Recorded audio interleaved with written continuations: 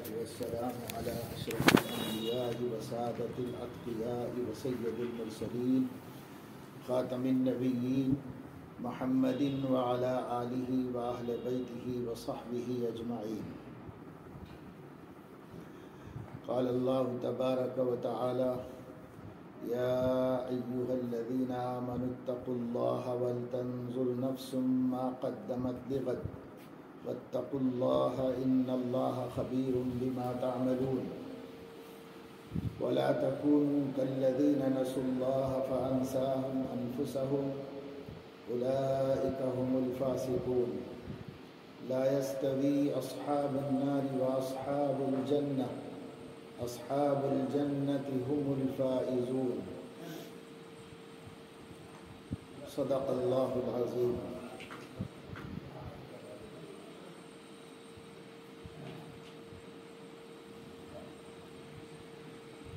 مرد ہوں یا خواتین، بڑے ہوں یا چھوٹے، سب کے سب اللہ تعالیٰ کے بندے ہیں، اور اللہ تبارک و تعالیٰ شانہ نے انہیں اپنی بندگی اور عبادت کے امتحان کے لیے پیدا فرمایا ہے۔ ہم سب لوگ جو زندگی گزار رہے ہیں، زندگی نہیں گزار رہے بلکہ اللہ تعالیٰ کو اپنی بندگی کا امتحان دے رہے ہیں۔ بندگی کی آزمائش اور بندگی کے امتحان میں سب لوگ مصروف ہیں۔ اللہ تعالیٰ نے اپنی ساری مخلوقات کو بندگی کے لیے پابند کیا ہے، انسانوں کو پابند نہیں کیا بلکہ انسانوں کو آزاد رکھ کر انہیں بندگی کرنے کا حکم دیا ہے۔ جب اللہ نے زمین آسمان کو پیدا فرما دیا تھا تو اللہ رب العزت نے ان سے فرمایا تھا: ائتیا طوعا او کرہا، میرے جس مقصد سے تم کو پیدا کیا ہے، میں نے جس مقصد سے تم کو پیدا کیا ہے اس مقصد کو پورا کرو، اور اس مقصد کو پورا کرنے کے لیے تمہیں آزادی کچھ نہیں ہے، چاہے خوشی سے چاہے زبردستی وہی کام کرنا ہے جس کام کے لیے میں نے تم کو پیدا کیا ہے۔ تو ارض و سما نے کہا: اتینا طائعین، زبردستی کی کیا ضرورت ہے اللہ رب العزت، ہم لوگ تو فرما برداری کے ساتھ، خوشی کے ساتھ، اپنے دل کی رضامندی کے ساتھ آپ کی بندگی قبول کر لی ہے، ہم آپ کے بندے ہیں۔ تو اللہ رب العزت نے آسمان کو، زمین کو، سورج کو، چاند کو، دریاؤں کو، پہاڑوں کو، ستاروں کو، چھوٹی سی چھوٹی مخلوق کو، بڑی سے بڑی مخلوق کو اپنی بندگی کا پابند کر کے پیدا کیا ہے، اور وہ اللہ کی بندگی میں نافرمانی نہیں کر سکتے، اللہ کی بندگی کی خلاف ورزی نہیں کر سکتے، کیونکہ اللہ رب العزت نے ان کو مجبور اور پابند بنا دیا ہے۔ انسان ایک ایسی مخلوق ہے جن کو اللہ رب العزت نے پابند اور مجبور نہیں کیا ہے، بلکہ انسانوں کو اللہ تعالیٰ نے اختیار دیا ہے، قدرت دی ہے، اور انہیں اپنے اقتدار و اختیار سے جو چاہے کرنے کی صلاحیت اللہ تعالیٰ نے عطا فرمائی ہے۔ اس لیے انسان آزمائے جا رہے ہیں، اور کوئی مخلوق آزمائش اور امتحان میں نہیں ہے، ساری مخلوق مجبوراً اللہ کی بندگی کر رہی ہے۔ اللہ تعالیٰ نے انہیں اس کا اختیار ہی نہیں دیا کہ وہ نہ کرنا چاہیں تو نہ کریں، اس کا کسی کو اختیار نہیں ہے۔ زمین اپنی جگہ سے ٹل نہیں سکتی، آسمان اپنی جگہ سے گر نہیں سکتا، سورج اپنے وقت سے تاخیر نہیں کر سکتا، چاند اپنے ٹائم کو بدل نہیں سکتا، رستوں کو بدل نہیں سکتا، ستارے اپنا کام اور اپنی گردش میں کسی قسم کی تبدیلی نہیں کر سکتے، پہاڑ اپنی جگہ سے ہٹ نہیں سکتا۔ کسی بھی بڑی سے بڑی مخلوق کو اس کا اختیار نہیں ہے کہ وہ اللہ کی نافرمانی کرے، اسے اس کا اختیار نہیں ہے، اس کی طاقت نہیں ہے، اس کی قدرت نہیں ہے کہ وہ اپنے کام کو چھوڑ دے یا خاموشی اختیار کر لے۔ ایسی طاقت اللہ نے کسی کو نہیں دی ہے۔ اللہ رب العزت نے ایسی طاقت صرف اور صرف انسان کو دی ہے۔ انسان کو اللہ پاک نے اختیار بھی دیا ہے، اقتدار بھی دیا ہے۔ اللہ تبارک و تعالی شانہ انسانوں کو اتنی طاقت دیے ہیں کہ وہ کچھ کر سکیں، اور اتنی اختیار دیا ہے کہ وہ فیصلہ لے سکیں کہ ہمیں نافرمانی کرنا ہے یا فرما برداری کرنا ہے۔ اس کا اختیار سوائے انسان کے کسی کے پاس نہیں، ہمارے ہاتھ میں ہے۔ ہم یہ طے کر سکتے ہیں، ہم یہ چاہ سکتے ہیں کہ گناہ کریں، ہم یہ چاہ سکتے ہیں کہ نیکی کریں۔ یہ چاہنا نہ چاہنا ہمیں دیا گیا ہے صرف، اور اس چاہنے کے بعد اقتدار بھی دیا گیا، یعنی اس کی قدرت بھی دی گئی ہے کہ اگر ہم نماز چھوڑنا چاہیں تو چھوڑ سکیں، پڑھنا چاہیں تو پڑھ سکیں، روزہ رکھنا چاہیں تو رکھ سکیں، نہ رکھنا چاہیں تو نہ رکھ سکیں، زکوٰۃ نکالنا چاہیں تو نکالیں، نہیں نکالنا چاہیں تو نہ نکالیں، عمر بھر اپنی زکوٰۃ اپنے ہی پاس روک کے رکھ لیں، خود ہی کھا جائیں۔ اس کا اللہ تعالیٰ نے ہمیں اختیار اور اس کی طاقت عطا فرمائی ہے۔ یہ اللہ تعالیٰ کے اختیار دینے سے ہم آزاد ہیں، ورنہ کوئی مخلوق آزاد نہیں ہے۔ ہر مخلوق اللہ کی پابند ہے اور جبراً اللہ کے قانون کی پابند ہے، یعنی اللہ تعالیٰ نے ان کو طاقت ہی نہیں دی کہ وہ نافرمانی کر سکے۔ یہاں تک کہ فرشتوں کو بھی اختیار نہیں ہے، فرشتے بھی پابند فرمان ہیں۔ قرآن مجید میں انہی کی زبان سے ان کے بارے میں اللہ تعالیٰ نے قرآن مجید میں فرمایا ہے، لا یعصون اللہ ما امرہم ویفعلون ما یؤمرون۔ وہ اللہ تعالیٰ کی کسی حکم کی نافرمانی نہیں کرتے، وہی کرتے ہیں جس کا ان کو پابند کیا گیا ہے، جس کا ان کو حکم دیا گیا ہے، بس وہی کر سکتے ہیں۔ کرنا چاہے تو بھی جبرائیل علیہ السلام ایک چھوٹا سا گناہ بھی نہیں کر سکتے، کرنا چاہیں تو بھی جبرائیل علیہ السلام ایک چھوٹی سی نیکی بھی نہیں کر سکتے۔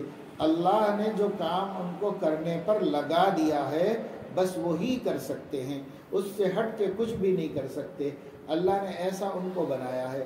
فرشتے نہیں کر سکتے، کوئی مخلوق نہیں کر سکتی، صرف انسان اور جنات، یہ دو مخلوق ہیں جنہیں اللہ نے اپنے قانون کا پابند کیا ہے، ہمیں اختیار دے کر پابند کیا ہے۔ آپ چاہیں تو اچھا کریں، چاہیں تو برا کریں، جیسے قرآن مجید میں فرمایا فَمَنْ شَاءَ فَلْيُؤْمِنْ وَمَنْ شَاءَ فَلْيَكْفُرْ، جس کا جی چاہے مومن بنے اور جس کا جی چاہے کافر بنے۔ اس کا یہ مطلب نہیں ہے کہ کافر بننے کی بھی اللہ نے اجازت دی ہے، بلکہ اس کا یہ مطلب ہے کہ میں نے دنیا میں تم لوگوں کو اختیار دے دیا ہے، اب جس کو ایمان لانا ہے اپنے اختیار سے ایمان لاؤ، اور جس کو نہیں لانا ہے تو اپنے اختیار سے مت لاؤ، اس واسطے کہ اگر اللہ مجبور کر کے ہم نے نیکی کراتا اور نیکی کا ثواب دیتا، اور مجبور کر کے ہم سے گناہ کراتا اور گناہ کا عذاب دیتا، تو یہ اللہ کی طرف سے مخلوق پہ ظلم ہوتا۔ اس لیے اللہ تعالیٰ نے بندوں کو مجبور نہیں کیا، اختیار دیا۔ اب جو اللہ سزا دیتے ہیں ہماری وجہ سے ہم کو سزا ملتی ہے، اور جو اللہ تعالیٰ جزا دیتے ہیں ہمارے ارادے اور اختیار کو استعمال کرنے کی وجہ سے جزا دیتے ہیں۔ باقی بندہ اللہ تعالیٰ کے قدرت کے تحت ہے، یہ اپنی جگہ پر ہے، کہ جیسے ہم کہتے ہیں کہ اللہ کے چاہے بغیر کچھ نہیں ہوتا، اللہ تعالیٰ ہی جو چاہتا ہے وہی ہوتا ہے، اللہ ہی ہر چیز کا خالق ہے، مالک ہے، یہ بات اپنی جگہ پر صحیح ہے کہ اللہ ہی ہر چیز کا خالق ہے۔ یہاں تک کہ بندوں کے اقوال کا خالق بھی اللہ تعالیٰ ہی ہے، بندوں کے افعال و اعمال کا خالق بھی اللہ تعالیٰ ہی ہے، لیکن وہ خالق ہے۔ پہلے ہم ارادہ کرتے ہیں، پہلے ہم اختیار کرتے ہیں، اور اس کے بعد اللہ تعالیٰ ہمارے ارادے اور ہمارے اختیار کو کامیاب کرتا ہے۔ وہ اگر اللہ مدد کرتا ہے تب ہم کامیاب ہوتے ہیں۔ اس لیے اللہ تعالیٰ اس شخص کی بھی مدد کر رہا ہے جو گناہ کا ارادہ کیا ہے، اور اس کی بھی مدد کر رہا ہے جو نیکی کا ارادہ کیا ہے، اس لیے کہ افعال کو وجود میں لانے میں ہم اللہ کے محتاج ہیں۔ تو اللہ رب العزت وہ فعل کے وجود میں آنے میں اپنی قدرت اور خلقت کا اظہار فرماتا ہے۔ لیکن حقیقت یہ ہے کہ بندے کے چاہنے کے بعد جب بندہ کوئی چیز چاہے گا تبھی وہ اس کے اسباب اختیار کرے گا، اور جب اسباب اختیار کرے گا اور اللہ کی دی ہوئی قدرت کو استعمال کرے گا تو وہ اس عمل کے کرنے میں کامیاب ہوگا، اور اس عمل کا اللہ تعالیٰ اپنی قدرت سے پیدا کر دیں گے۔ مثال کے طور پر اگر ایک آدمی نے اذان ہوئی ظہر عصر کی نماز، آگے وقت آنے والا ہے، عصر کی مثلا اذان ہوئی، اور اذان کے ساتھ ہی ایک عورت نے سوچا کہ بھئی نماز پڑھنا ہے، اس لیے اس نے طے کر لیا کہ مجھے عصر کی نماز پڑھنا ہے، اس کا ارادہ کہتے ہیں، یہ اس نے ارادہ کر لیا۔ اب اس کے بعد کیا ارادہ کر لینے سے نماز ہو جائے گی؟ تو ارادہ کر لینے سے تو نماز نہیں ہوتی، تو یہ عورت اٹھے گی، فوراً پانی کے پاس جائے گی، نل کے پاس لوٹے میں پانی لے گی اور وضو بنائے گی، اور وضو بنانے کے بعد مصلی بچھائے گی، مصلی کے اوپر ٹھہرے گی اور اللہ اکبر کہہ کر نیت باندھے گی اور نماز پڑھے گی، اور پوری نماز مکمل کر کے سلام پھیر دے گی۔ تو اس نے نماز کا ارادہ کیا اور اسباب اختیار کیے۔ یہ دل میں آنا کہ مجھے نماز پڑھنا ہے، یہ اس کا ارادہ ہے، اور اس کے بعد پانی تک جانا، پانی لینا، وضو بنانا، یا بیمار ہے تو تیمم کرنا، اور اس کے بعد مصلی بچھانا، کھڑے ہو کر یا بیٹھ کر جس طریقے سے بھی وہ ادا کرنے پر قادر ہے، نماز کو پورا کر لینا، پڑھ لینا، یہ اختیار ہے، یعنی اسباب کو اختیار کرنا ہے۔ جب اس نے ارادہ کیا اور ارادے کے بعد مناسب اسباب اختیار کیے تو یہ جو ہم نے نماز پڑھ لی، اس نماز پڑھ لینے کو یہی کہا جائے گا کہ اللہ تعالیٰ کی قدرت سے اور اللہ تعالیٰ کی توفیق سے ہم نے نماز پڑھ لی، کیونکہ یہ سب کام کرنے کے قابل ہم کو اللہ تعالیٰ بناتے ہیں، لیکن اللہ تعالیٰ نے جو ارادہ اور اختیار دیا ہے یہی ہماری جزا اور ہماری سزا کا سبب ہے۔ اور اگر ایک عورت ہے اسی گھر میں اسی جگہ پر، اس کے دل میں آیا کہ بھائی ابھی نہیں پڑھنا ہے مجھے نماز، مجھے کوئی دوسرا کام ہے یا میں آرام کر رہی ہوں، وہ نہیں پڑھوں گی میں نماز، اس کے دل میں ایسا خیال آیا، یہ جو خیال آیا یہ اس کا ارادہ ہے، نماز نہ پڑھنے کا ارادہ ہے، یعنی گناہ کرنے کا ارادہ ہے۔ جو اس نے ارادہ کیا، جو اس کے دل میں آیا، وہ اس کا ارادہ ہے۔ جب اس ارادے کے بعد اس نے اسباب نہیں اختیار کیے اور وہیں پڑے پڑے سوتی رہے، یا یہ کہ باتوں میں مشغول رہی، یا یہ کہ کوئی کام کر رہی تھی اسی کام میں مشغول رہی، تو اس نے نماز چھوڑنے کے اسباب اختیار کیے۔ جب اس نے نماز چھوڑنے کے اسباب اختیار کیے تو اس کے پاس دو چیزیں تھیں، ارادہ اور اختیار۔ اس نے گناہ کا ارادہ بھی کیا اور گناہ کے اسباب اختیار بھی کیے، تو نتیجہ یہ ہوا کہ اب وہ گناہ گار ہو گئی۔ اب اللہ رب العزت اس کو نماز چھوڑنے کا گناہ دیں گے، نماز چھوڑنے کا عذاب اس کو ہوگا، کیونکہ اس نے اپنے ارادہ اور اپنے اختیار کا غلط استعمال کیا، نافرمانی اور گناہ کے لیے استعمال کیا، لہذا اب یہ عمل اس کی طرف منسوب ہو کر وہ گناہگار بن جائے گی۔ کسی نے کوئی بات سوال کیا، آپ سے کچھ پوچھا، تو آپ کے دل میں خیال آیا کہ سچ بولنا چاہیے، چنانچہ آپ نے زبان کھولی تو سچ بولا۔ تو دو چیزیں آپ کے پاس تھیں، ایک یہ کہ ارادہ، آپ نے سچ بولنے کا دل میں ارادہ کیا، اور اس کے بعد آپ نے اپنی زبان سچ کے مطابق چلائی، یہ اختیار ہے۔ تو ارادہ بھی صحیح تھا، اختیار بھی صحیح کیا، اللہ تعالیٰ نے اس سچ بولنے کے فعل کو پیدا کر دیا، اور اب ثواب آپ کو دے دیا، کیونکہ عمل کی نسبت اللہ نے اپنے بجائے بندے کی طرف کر دی، اور یہ بندے کا فعل ہو گیا، اور اس پر بندے کو ملے گا ثواب۔ اس کے بالمقابل اس سوال کے جواب میں کسی کے دل میں آیا کہ سچ بولے، میں جھوٹ بول دوں، اس کے جواب میں سچ نہیں بولنا چاہیے، جھوٹ بول دینا چاہیے، بات بنا دینی چاہیے، تو اس نے بات بنا دی۔ تو اس نے بھی دو کام کیے، ایک تو یہ کہ جھوٹ بولنے کا ارادہ کیا، دوسرے یہ کہ جھوٹ بولنے کے جو اسباب تھے اس کو اختیار کیے، لہٰذا یہ عمل اس کا عمل ہو گیا، اور اب اس عمل کی وجہ سے اس کو گناہ ہوگا، سزا ملے گی۔ ہر چیز میں آپ اس طرح غور کرتے جاؤ۔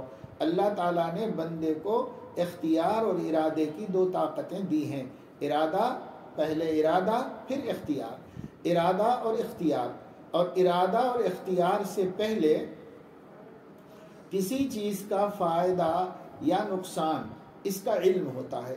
آدمی یہ سوچتا ہے کہ اس میں کوئی فائدہ ہے، جو بھی نیکی کرتا ہے تو کوئی فائدہ ہے سمجھ کے کرتا ہے، کوئی بھی برائی کرتا ہے تو کوئی فائدہ ہے سمجھ کے کرتا ہے۔ مثال کے طور پر صبح کے وقت میں آدمی اذان سنے اور نماز پڑھنے کے لیے نہ اٹھے تو اس نے اس کا فائدہ اپنے دل میں سمجھا، فائدہ یہ سمجھا کہ آرام کر لیں گے، تھوڑا مزہ آ جائے گا، یا سستی ہے، اٹھنے کو جی نہیں چاہ رہا، سو جائیں گے، سو جانے میں میری سستی ختم ہو جائے گی۔ جو بھی اس نے فائدہ، سچا یا جھوٹا اس سے مطلب نہیں، لیکن کوئی فائدہ اس کو سمجھ میں آتا ہے۔ جب کوئی فائدہ سمجھ میں آتا ہے تو آدمی اس کام کا ارادہ کرتا ہے اور پھر اس کے اسباب اختیار کر کے کامیاب ہو جاتا ہے۔ اسی طرح کسی کام کا نقصان سمجھ میں آتا ہے، جیسے یہی عورت ہے، پڑی ہوئی ہے اور اس کو دل میں خیال آیا سردی بہت ہے، ٹھنڈ ہو رہی ہے، گرم کمرہ ہے، آرام سے سو جاؤ بھائی، کون باہر نکلے، ٹھنڈ میں وضو بنانا، نماز پڑھنا بہت مشکل ہے۔ لیکن اس کے دل میں بات آئی کہ نماز چھوڑ دوں گی تو اللہ ناراض ہو جائیں گے، جہنم میں جلنا پڑے گا۔ یہ جہنم میں جلنے کی سختی کے مقابلے میں اس وقت سردی برداشت کر لینا بہت آسان ہے، لہذا میرا فائدہ اسی میں ہے کہ میں تکلیف اٹھا لوں۔ تو اب اس نے اس تکلیف کے اٹھانے کا ارادہ کر لیا اور اسباب اختیار کیے، یعنی اٹھے، اپنی بلینکٹ سائڈ میں کر دی، کھڑے ہو گئے، وضو خانے میں گئے، وضو بنایا، مصلے پر آئے اور نماز پڑھی۔ تو اس کو پہلے پتا تھا کہ میں نماز چھوڑ دوں گی تو گناہ ہوگا اور میرا نقصان ہے۔ جب نقصان ہونے کا پتہ چلا تو اس نے ارادہ اچھا کیا اور اچھا ارادہ کر کے اچھا کام کر لیا، جس سے وہ نقصان سے بچ گئی۔ فائدہ ہونے کا ارادہ علم ہوتا ہے کہ آدمی کو پتہ چلتا ہے ثواب ملے گا، اللہ خوش ہو جائیں گے۔ کوئی بندہ، کوئی بندی اللہ کے خاطر تکلیف اٹھاتا ہے تو اللہ تعالیٰ بہت خوش ہوتے ہیں اور اس کا بہترین اجر دیتے ہیں، اس میں میرا فائدہ ہے۔ تو دیکھو، کسی چیز میں نقصان کا علم ہونا اس چیز کے ارادے سے بچنے کا سبب ہے، اور کسی چیز کا ارادہ نہ کرنا اس کام کے نہ ہونے کا سبب ہے۔ اسی طریقے سے کسی چیز کے اندر فائدے کا علم ہونا یہ اس کے ارادے کا سبب ہے، اور کسی چیز کے فائدے کا ارادہ کرنا یہ اس کے عمل میں وجود میں آنے کا سبب ہے، اور جب عمل وجود میں آئے گا تو ثواب ملنے اور اس فائدے کے حاصل ہونے کا وہ سبب بن جائے گا۔ تو تین چیزیں ترتیب سے اپنی زندگی میں ہوتی ہیں۔ پہلی چیز، کسی چیز کے نافع یا ضار ہونے کا علم، یعنی فائدہ مند ہونے یا نقصان دہ ہونے کا علم۔ اس علم ہی کے بعد ارادہ وجود میں آتا ہے، یا بچنے کا ارادہ، اگر نقصان دہ ہے تو بچنے کا ارادہ، اور اگر فائدہ مند ہے تو حاصل کرنے کا ارادہ، یہ ارادہ وجود میں آتا ہے۔ اور جب یہ ارادہ وجود میں آ جاتا ہے تو اگر بچنے کی چیز ہے تو بچنے کے اسباب اختیار کرتا ہے آدمی، اور اگر کرنے کا کام ہے تو کرنے کے اسباب اختیار کرتا ہے۔ تو اب تین باتیں ہو گئی۔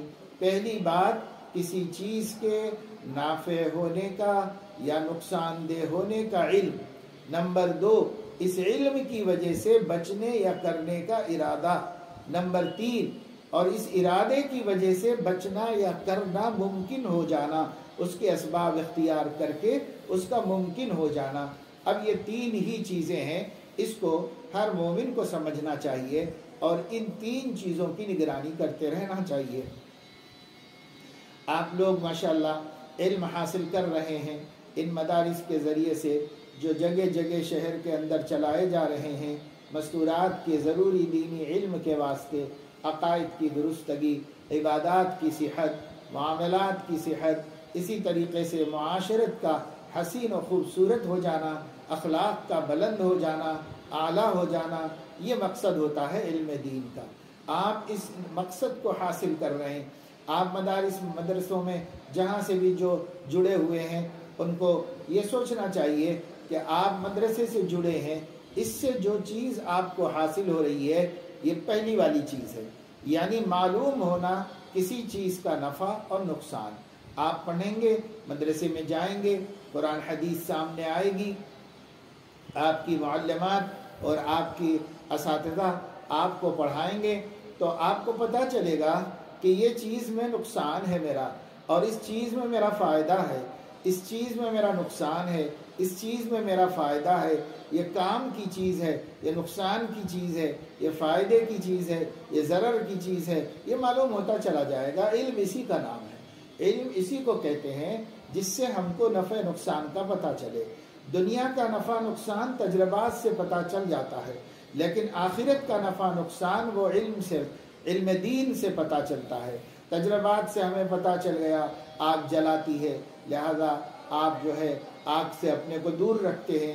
کوئی بھی عورت چھوٹی سی لے کے 70 برس کی ہو گئی ہوگی، اس نے خود سے اپنا ہاتھ آگ میں نہیں ڈالا آج تک. اس واسطے نہیں ڈالا کہ اسے پتہ ہے کہ آگ جلاتی ہے، اس سے تکلیف ہوتی ہے، اس لیے نہ کبھی اس کا آگ کیسی ہے دیکھنے کا ارادہ کیا اور نہ کبھی اس پر عمل کیا. اسی طریقے سے آپ روٹی بناتے ہیں، روٹی میں سے بسا اوقات بھاپ نکل جاتی ہے. جب بھاپ نکلتی ہے تو ہاتھ جل جاتا ہے، سخت ٹیس و تکلیف ہوتی ہے. آپ کو اس کا تجربہ ایک دفعہ زندگی میں ہوگا، اور زندگی میں جب بھی آپ روٹی سیکیں گے تو اپنے ہاتھ کی حفاظت کریں گے، اپنا ہاتھ محفوظ طریقے سے اس پر لگائیں گے. کبھی آپ نے گرم بگونا پکڑ لیا ہوگا تو آپ کو ایک مرتبہ ٹیس لگی اور چرکا لگا تو آپ نے عمر بھر کبھی گرم بگونے کو بغیر کپڑے کے بغیر چمٹے کے نہیں پکڑتے، اس واسطے کہ تجربہ ہو گیا ہے کہ یہ نقصان دہ چیز ہے، اس سے تکلیف ہوتی ہے. تکلیف کی بات کا تجربہ ہو جانے کے بعد آدمی تکلیف کا کام نہیں کرتا، اور راحت اور آرام کا تجربہ ہونے کے بعد راحت اور آرام کی چیز کو آدمی چھوڑتا نہیں. تو دنیا کے نقصانات سے بچنا اور دنیا کی فائدوں کو حاصل کرنا یہ تجربے کی بنیاد پر ہے. تجربہ بھی علم ہی ایک صورت ہے. لیکن آخرت کے نقصانات سے بچنا اور آخرت کے فائدوں کو حاصل کرنا، قبر کے نقصان سے بچنا، قبر کے فائدے کو حاصل کرنا، حساب کے نقصان سے بچنا، حساب کے فائدے کو حاصل کرنا، محشر میں عزت پانا، محشر کی ذلت سے بچنا، محشر کی عزت کو حاصل کرنا، پلسرات پر آسانی سے گزر جانا، پلسرات پر کٹ کے گرنے سے بچ جانا، جنت میں داخل ہو جانا، جہنم میں داخل نہ ہونا.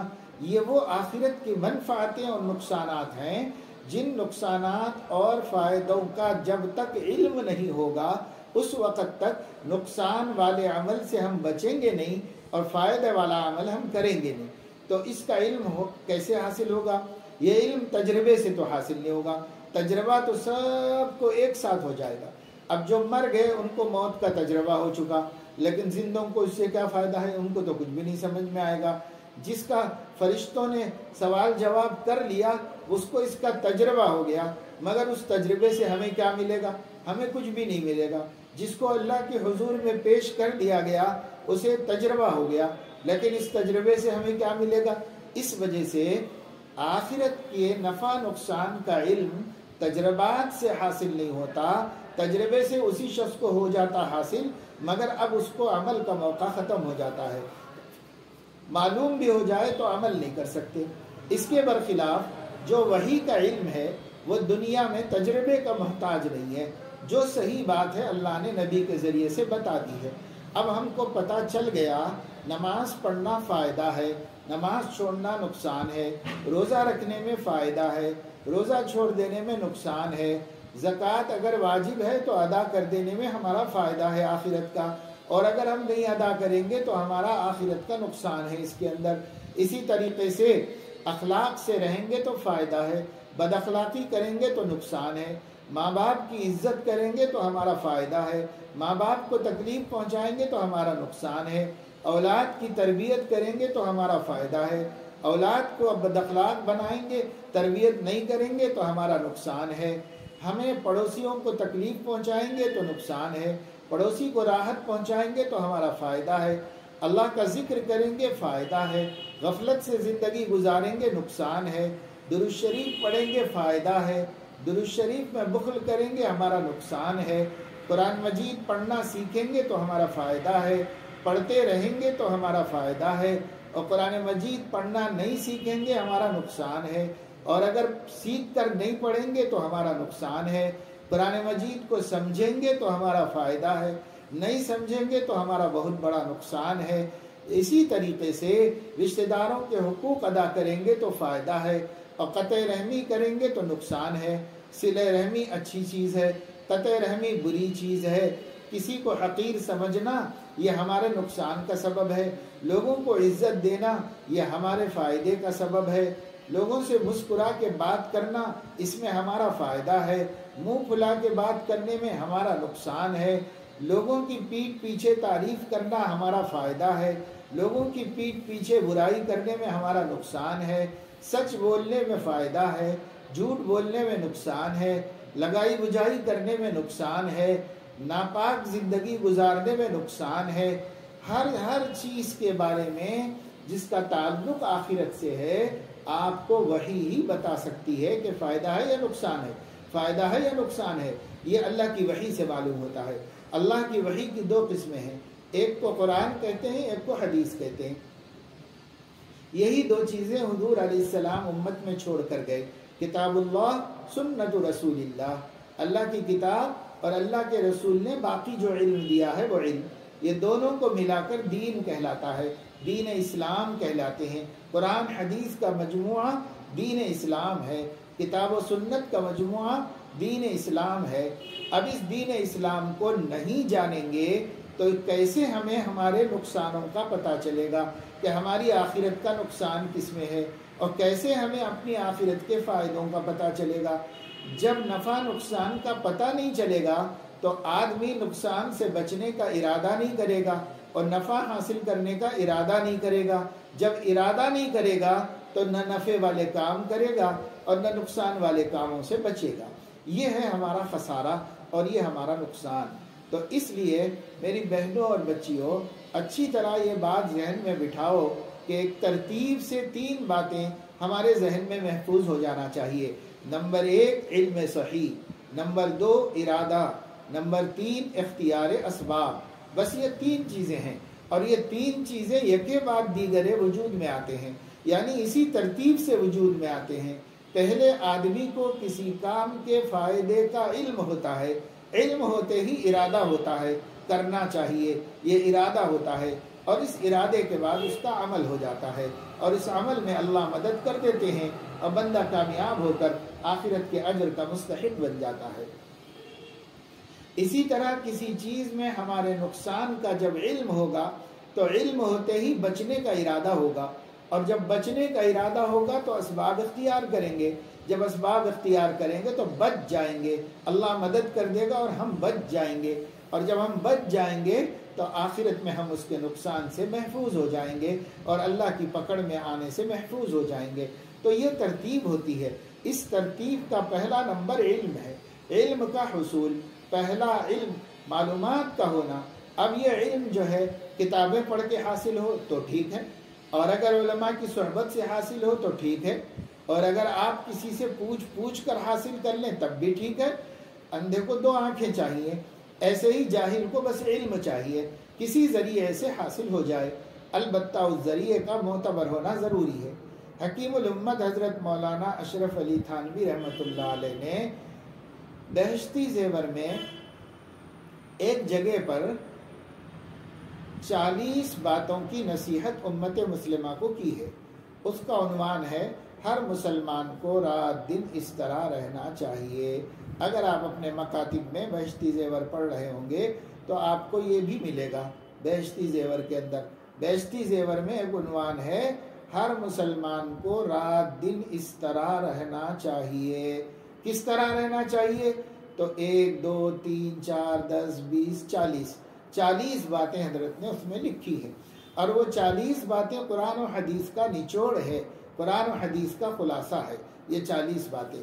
میں سمجھتا ہوں کہ اگر کوئی آدمی ان 40 باتوں کو سمجھ لے اور سمجھ کر اس کی تھوڑی سی تفصیل سے واقف ہو جائے اور اسی پر پوری زندگی گزار لے تو دنیا سے ناکام نہیں جائے گا، مرد ہو یا عورت کامیاب جائیں گے۔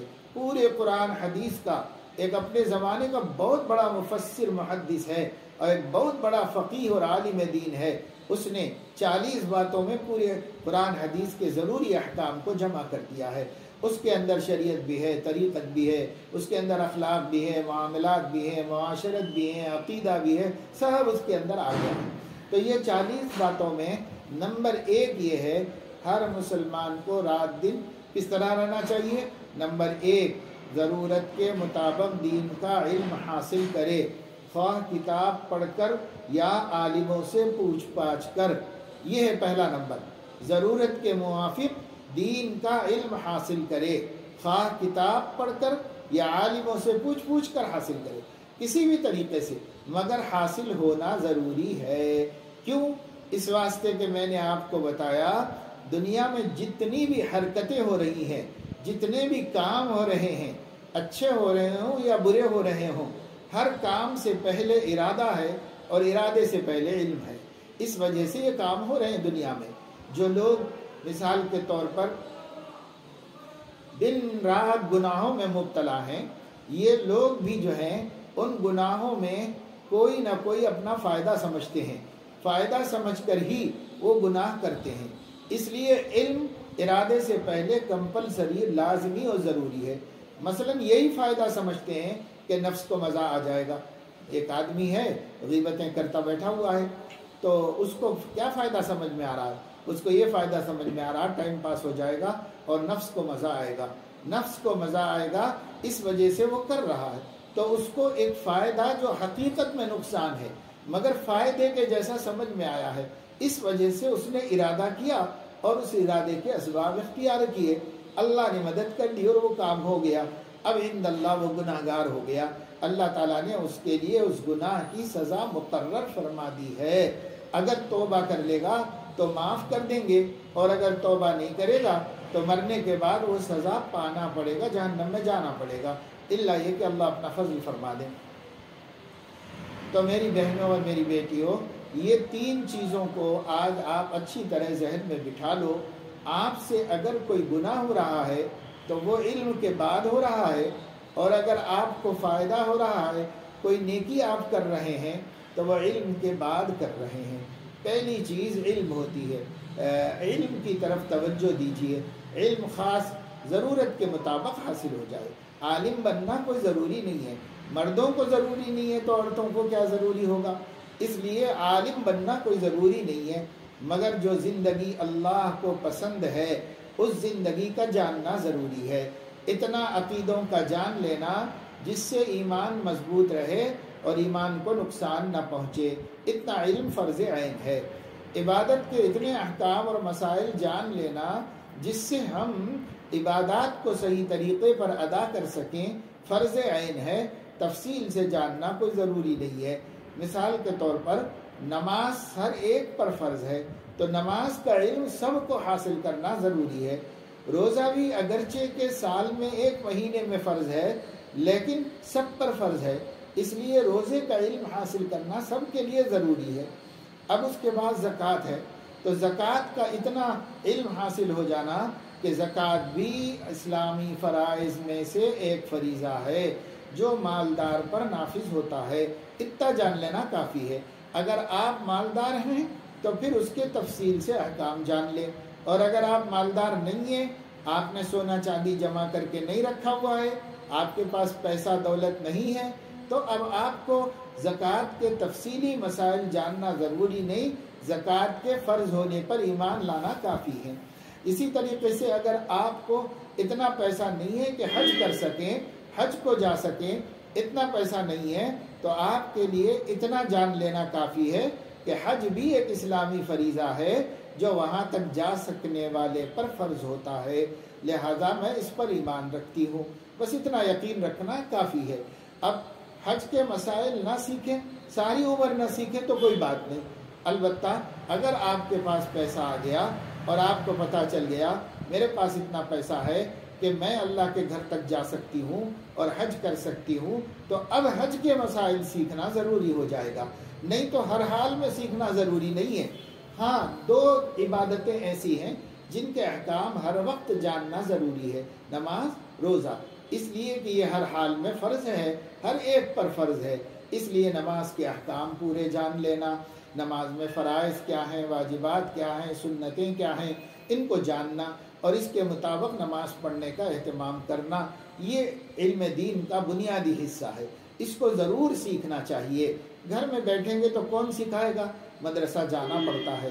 ہاں، گھر میں ماشاءاللہ سے ماں کو دین کا علم ہے اور وہی سکھا دے تو گھر میں بیٹھ کے بھی سیکھ لے سکتے ہیں۔ کوئی خاص صورت ضروری نہیں ہے، مگر علم حاصل کرنا ضروری ہے۔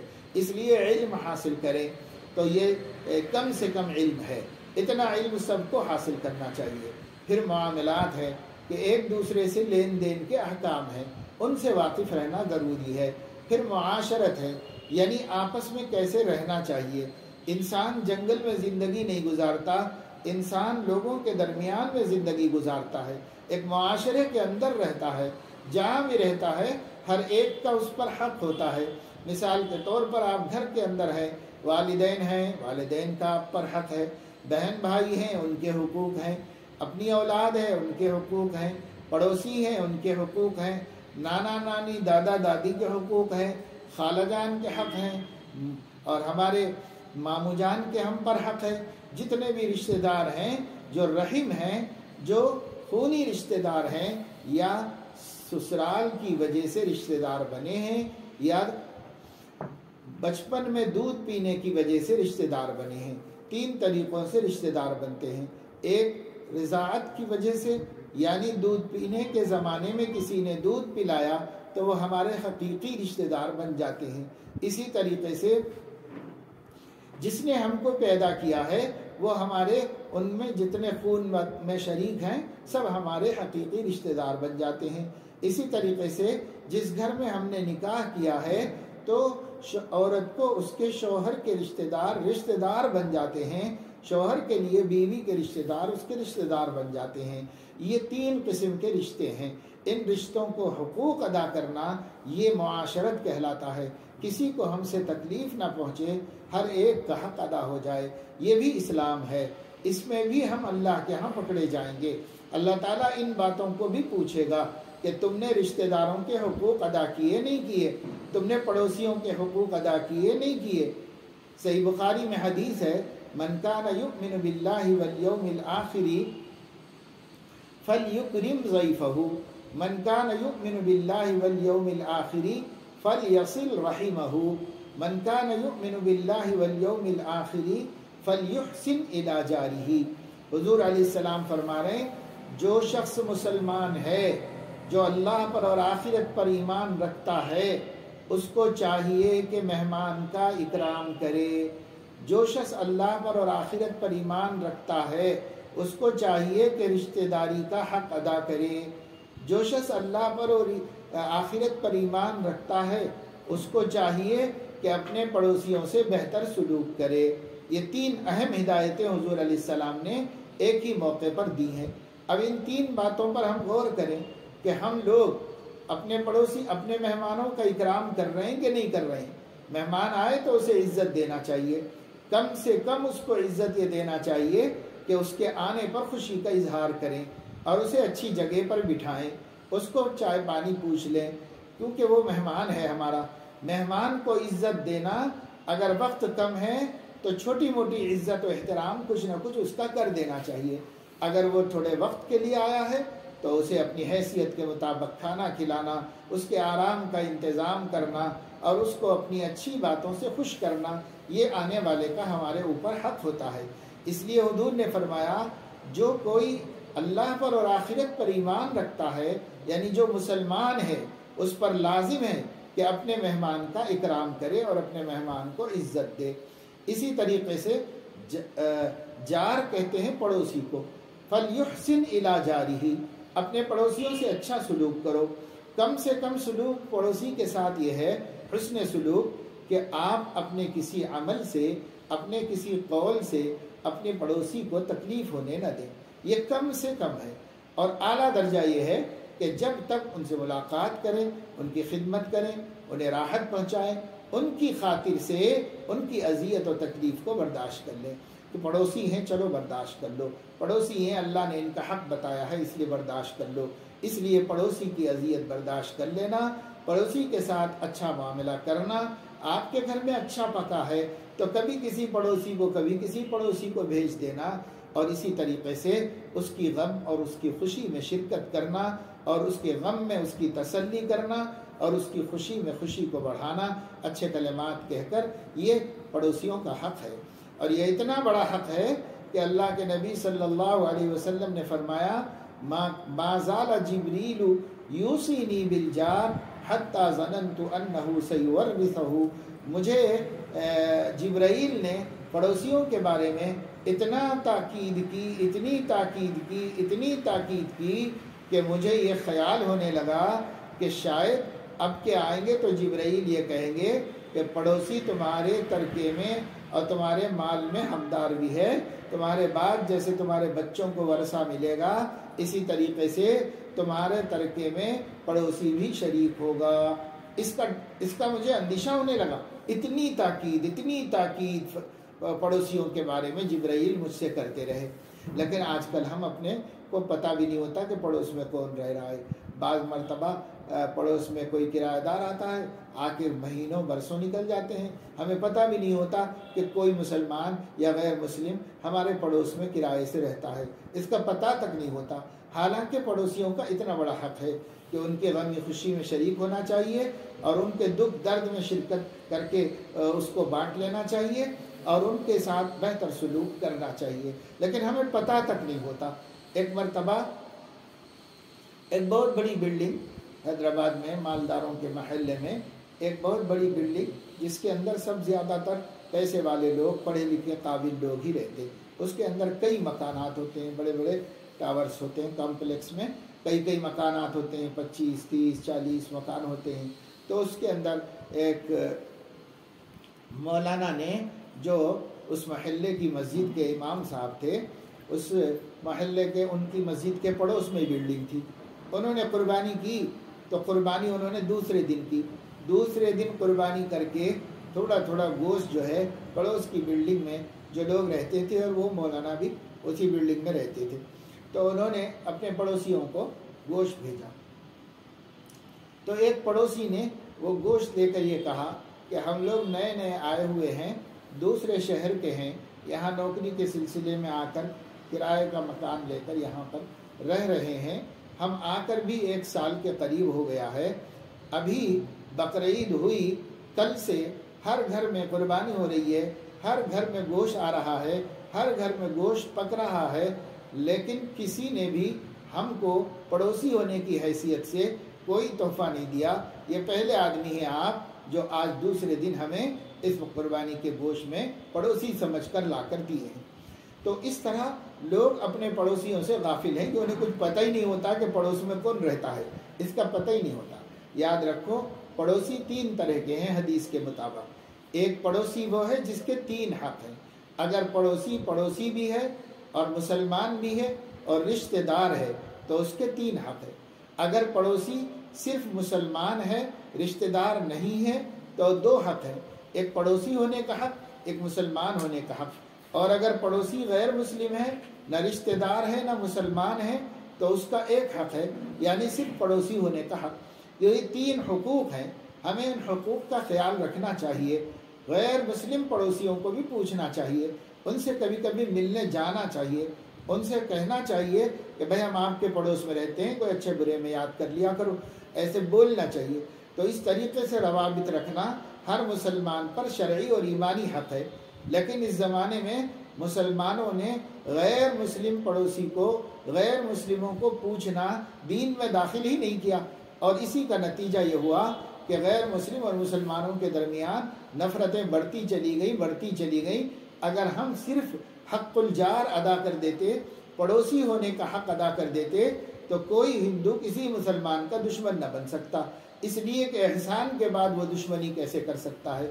اس واسطے حضور علیہ السلام کی تعلیمات میں بڑی برکت ہے اور بہت کام کی چیزیں ہیں، لیکن ہم لوگ حضور علیہ السلام کی تعلیمات کی قدر نہیں کرتے، آپ کی سنتوں پہ چلتے نہیں۔ ایک سنت بے انتہا قیمتی سنت ہے حضور علیہ السلام کی، اس سے ہمارا آخرت کا بھی فائدہ ہے، دنیا کا بھی فائدہ ہے، اس میں ہماری عزت بھی ہے، اس میں ہمیں راحت و سکون بھی ہے، اس میں ہمیں سربلندی اور سرخروئی بھی ہے، سب کچھ اسی میں ہے کہ ہماری زندگی سنت کے مطابق ہو جائے، ہمارے اخلاق سنت کے مطابق ہو جائیں۔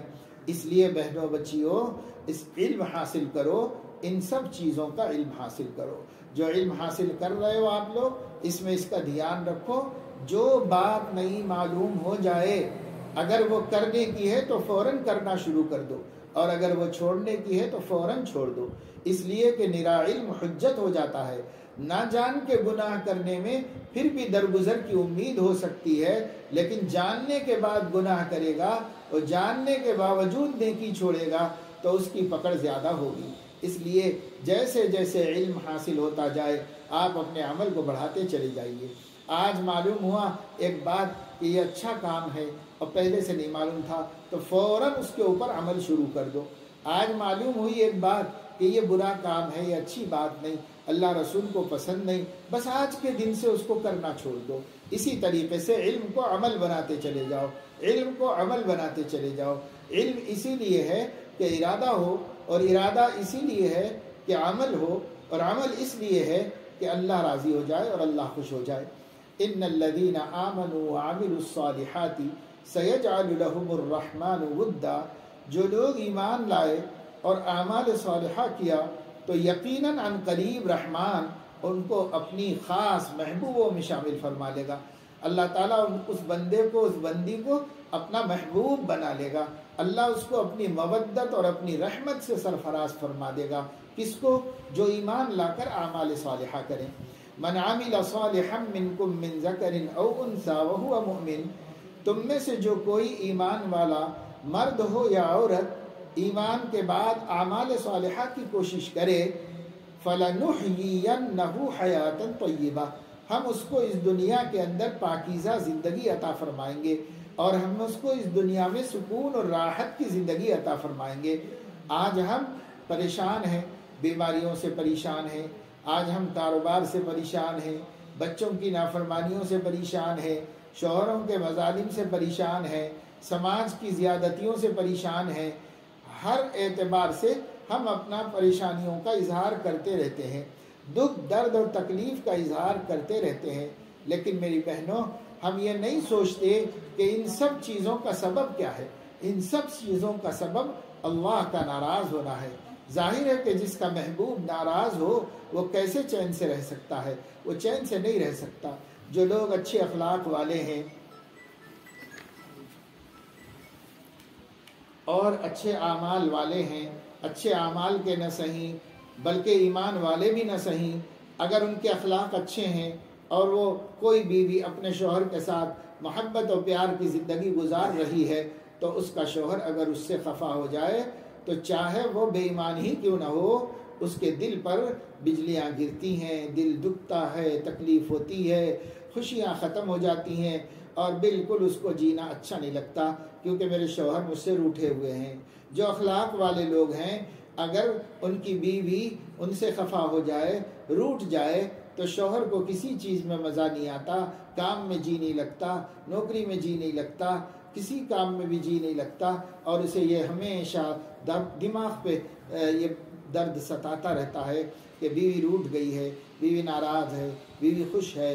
یہ اس طریقے سے آپ ایک مثال میں دے رہا ہوں کہ دنیا کی محبتوں میں بھی محبوب کے روٹھ جانے سے سکون نہیں ملتا، جو سکون ہے وہ غارت ہو جاتا ہے، ختم ہو جاتا ہے۔ پھر آپ سوچئے کہ اللہ تعالیٰ جو سب محبوبوں کا محبوب ہے اور محبوب کائنات ہے، اگر وہ روٹھ جائے، ناراض ہو جائے تو اس کے بندے کو کیسے سکون ملے گا اور کیسے یہ بندی چین کی زندگی گزار سکے گی؟ اس وجہ سے یہ بات دھیان میں بٹھا لو کہ جتنی مصیبتیں ہیں اور جتنی پریشانیاں ہیں ان سب کا سبب اللہ تعالیٰ کا ناراض ہو جانا ہے، اللہ کے محبوب کا خفا ہو جانا ہے۔ اللہ رسول جس سے ناراض ہیں اس کی زندگیوں میں زہر گھول دیا جاتا ہے، اس کی زندگیوں میں ٹینشن، ڈپریشن، اس کی زندگی میں تکلیف، اس کی زندگی میں مایوسی، اس کی زندگی میں سوسائڈ ہو جانا اور خودکشی کر لینا، اور اس کی زندگی میں ہمیشہ روتے رہنا اور ہمیشہ غمگین رہنا اس کا حصہ بن جاتا ہے۔ اللہ تعالیٰ اس کی زندگی میں زہر گھول دیتا ہے جو اللہ تعالیٰ کو ناراض کرتا ہے، اور جو اللہ رب العزت کو خوش رکھتے ہیں تو اللہ تعالیٰ ان کی زندگیوں میں خوشیاں گھول دیتا ہے۔ وہ غریب آدمی ہے، وہ اس کی چھوٹی سی تنخواہ ہے اور وہ اپنے گھر بھی ڈھنگ کا نہیں ہے، گھر میں ضرورت کے سامان بھی نہیں ہے، ٹوٹی چٹائی ہے، پھٹے کپڑے ہیں اور سوکھی بھوکی روٹی ہے اور کوئی چیز دیکھنے میں اس کے پاس نہیں ہے، لیکن دیکھ کے اتنی دیکھنے والوں کے منہ میں پانی آتا ہے کہ کتنے خوش لوگ ہیں، کتنے آرام سے رہ رہے ہیں، ان کے بچوں کو دیکھو کتنے خوش ہیں، ان کے شوہر کو دیکھو کتنا خوش ہے، اس کی بیوی کو دیکھو کتنا خوش ہے، خوشی خوشی زندگی گزار رہے ہوتے ہیں۔ اور اس کے برخلاف بڑے بڑے کروڑ پتی ارب پتی ہیں، لوگ دیکھ دیکھ کر ان کی دنیا پر اپنی رال ٹپکا رہے ہیں، لیکن خود ان کی زندگیوں میں سکون نہیں، سکھ نہیں، چین نہیں، نہ دن میں سوتے ہیں، نہ رات میں آرام ملتا ہے، ہر وقت ٹینشن میں، ڈپریشن میں رہتے ہیں۔ کیوں؟ اس واسطے کہ ان کا مالک ان کو خوشی دینے کا ارادہ نہیں فرمایا، اللہ نے ان کو خوشیاں نہیں دی ہیں۔ خوشیوں کا سامان تو ہے پر خوشی نہیں ہے، اور ایک آدمی کے پاس غموں کا سامان ہے مگر خوشیاں ہیں۔ کیوں؟ خوشی کا خوشی کے سامان سے کوئی تعلق نہیں، غم کا غم کے اسباب سے کوئی تعلق نہیں۔ اصلاً اللہ جس کو خوش رکھنا چاہیں خوش رکھتے ہیں، اللہ جس کو غمگین کر دینا چاہیں غمگین کر دیتے ہیں۔ تو حضور علیہ السلام نے فرمایا اور آپ کی تعلیمات سے ہمارے سامنے یہ بات آئی کہ جو اللہ کو خوش کرتا ہے اللہ اس کو خوش کر دیتا ہے، جو اللہ کو ناراض کرتا ہے اللہ اس کو ناراض رکھتا ہے۔ اس وجہ سے میری بہنوں اور بچیوں، ارادہ کرو کہ ہم علم دین حاصل کریں گے صحیح طریقے پر، اور اس علم دین کے فوراً بعد اعمال کا ارادہ کریں گے، اور اعمال کا ارادہ کر کے اعمال کرنے میں کامیاب ہو جائیں گے۔ اللہ تعالیٰ ارادہ کر کے اسباب اختیار کرنے والے کو نامراد نہیں کرتا، اس کو ضرور اپنی مدد بھیج کر کامیاب کر دیتا ہے۔ اب اگر کوئی شخص ارادہ کر لے، پہلے صحیح علم حاصل ہو گیا، علم کے بعد اس نے ارادہ کر لیا، ارادہ کرنے کے بعد اسباب بھی اختیار کر لیے، لیکن اسباب کے اختیار کرنے کے باوجود وہ کام نہیں ہو سکا تو اللہ رب العزت اس کو کوئی گناہ نہیں دیں گے، اللہ تعالیٰ اس کی کوئی پکڑ نہیں فرمائیں گے، کیونکہ بندے نے اپنا والا کام کر لیا، آگے اللہ کا کام تھا وہ نہیں ہو سکا، اس وجہ سے اللہ تعالیٰ اس کو کوئی گناہ نہیں دیں گے۔ یوں سمجھو جیسے ایک اذان ہوئی، ایک عورت نے فوراً اٹھ کر وضو بنایا اور اس کے بعد نماز کی تیاری شروع کر دی۔ اب نماز پڑھنے کے لیے مصلی پر آئے ہی تھے کہ خدا نخواستہ زندگی کا وقت پورا ہو گیا اور موت آ گئی، تو اللہ تعالیٰ اس نماز کو نہیں پوچھیں گے، اس بات سے نہیں پوچھیں گے کہ اس نے جو کرنا تھا وہ کر لیا، آگے جو اللہ کو کرنا تھا وہ اللہ نے نہیں کیا، یعنی ابھی زندگی ختم کر دی اللہ نے، وہ بندے کے ہاتھ میں نہیں تھا، اس لیے اللہ تعالیٰ اس سے اس کا سوال نہیں کرتے، اس کو نہیں پوچھتے اللہ رب العزت۔ اس وجہ سے جہاں تک ہمارا ارادہ اور اختیار ہے اس کو ہم روزانہ استعمال کرتے رہیں، نیکی کے کرنے کا ارادہ کریں، اسباب اختیار کریں، گناہ چھوڑنے کا ارادہ کریں، اسباب اختیار کریں۔ یہ صبح سے شام تک مسلمان کا مسلسل عمل ہے، جس کو جد و جہد زندگی کہتے ہیں، جسے جہاد حیات کہتے ہیں، جو مسلسل کرتے رہنا ہے، مرد ہو یا عورتیں سب کو کرنا ہے، اور اس کے لیے علم حاصل کرنا ضروری ہے۔ اس لیے علم کی طرف توجہ دو، علم کے بعد ارادہ ہوگا، ارادے کے بعد اختیار اسباب، اور اختیار اسباب کے بعد توفیق الہی، اور پھر اس کے بعد ثواب یا عذاب۔ اس وجہ سے ہمیں ان چیزوں کے اوپر چلنا ہے، اس ترتیب کو سمجھ لو، دھیان میں بٹھا لو۔ آپ اپنے عمل کی جد و جہد اس وقت تک نہیں کریں گے جب تک کہ آپ ارادہ نہیں کریں گے، اور آپ ارادہ اس وقت تک نہیں کریں گے جب تک کہ آپ کو نفع نقصان کا صحیح علم نہ ہو۔ اس لیے علم کی طرف دھیان دو، توجہ دو، بقدر ضرورت عقیدے کا، عبادت کا، معاملات کا، معاشرت کا اور اخلاق کا علم حاصل کر لو، اور اس علم کو حاصل کر کے اس میں کامیابی حاصل کر لو۔ ایسے بندوں کو اللہ ضائع نہیں کرتا، اور ایسے بندے مرنے کے بعد ناکام نہیں ہوں گے۔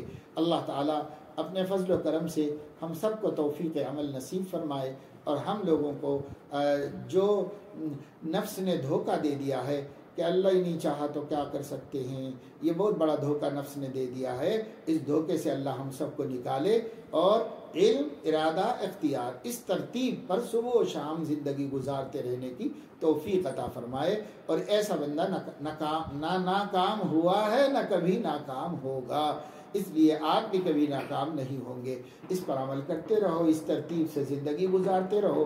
اللہ تعالیٰ مجھے آپ کو سب کو توفیق عمل نصیب فرمائے، آمین۔ وآخر دعوانا ان الحمد للہ رب العالمین۔ اللہم صلی وسلم علی سیدنا ونبینا وحبیبنا وشفیعنا ومولانا محمد وعلى آلہ واصحابہ وازواجہ واتباعہ افضل صلواتک وعدد معلوماتک برحمتک یا ارحم الراحمین۔ اللہم الہمنا رشدنا واعذنا من شرور انفسنا ومن سیئات اعمالنا یا حی یا قیوم برحمتک نستغیث اصلح لنا شأننا كله ولا تکلنا الى انفسنا طرفة عین۔ رب اعوذ بک من همزات الشیاطین واعوذ بک رب ان یحضرون۔ ربنا لا تجعلنا فتنة للقوم الظالمین ونجنا برحمتک من القوم الکافرین۔ اے اللہ اپنے کرم سے ہمارے گناہوں کو معاف فرما، ہماری خطاؤں لغزشوں کو درگزر فرما، ہم سب کو صراط مستقیم پر استقامت نصیب فرما، تمام ظاہری باطنی شرور و فتن سے حفاظت فرما۔ اے اللہ ہر فرقے سے، ہر فتنے سے، ہر گمراہی کی دعوت سے پوری امت مسلمہ کی حفاظت فرما، اہل السنت والجماعت کے عقائد پر ثبات نصیب فرما، اسی پر حیات اور اسی پر ممات نصیب فرما۔ اے مولا کریم خلق کریم کی زندگی نصیب فرما، سرور عالم صلی اللہ علیہ وسلم کی سچی محبت نصیب فرما، علم صحیح عطا فرما، ارادہ صحیح عطا فرما، اور اختیار اسباب صحیح طریقے پر کرنے کی توفیق عطا فرما۔ اے اللہ اپنے کرم سے ہمیں اعمال صالحہ کی توفیق عطا فرما، جس طرح آپ نے ایمان کی توفیق عطا فرمائی ہے، اعمال صالحہ کی بھی توفیق عطا فرمائیے، اور اپنی محبت کا ہمیں حقدار بنا دیجیے۔ اے مولا کریم اپنے حبیب کی سنتوں کو جاننے اور زندگی سنت کے مطابق گزارنے کی توفیق نصیب فرمائیے۔ اے اللہ اپنے فضل و کرم سے ہر بلا سے، وبا سے، بیماریوں سے، پریشانیوں سے پوری امت مسلمہ کی حفاظت فرمائیے۔ اے اللہ اس ملک میں امن و امان قائم فرمائیے، ہر خطرے سے، ہر فتنے سے، اور اسلام و ایمان پر چلنے میں مشکلات کے پیدا ہونے سے ہمارے ملک کے احوال کی حفاظت فرمائیے۔ اے اللہ ہماری دعاؤں کو اپنے کرم سے قبول فرما لیجئے۔ اللہ حاضرین کے تمام جائز مقاصد حسنہ کی تکمیل فرما دیجئے، اور تمام پریشانیوں کو اپنی قدرت سے دور فرما دیجئے۔ وصلی اللہ تعالی علی خیر خلقہ سیدنا و حبیبنا محمد وعلی آلہ وآل بیتہ وصحبہ اجمعین۔ سبحان ربک رب العزۃ عما یصفون وسلام علی المرسلین۔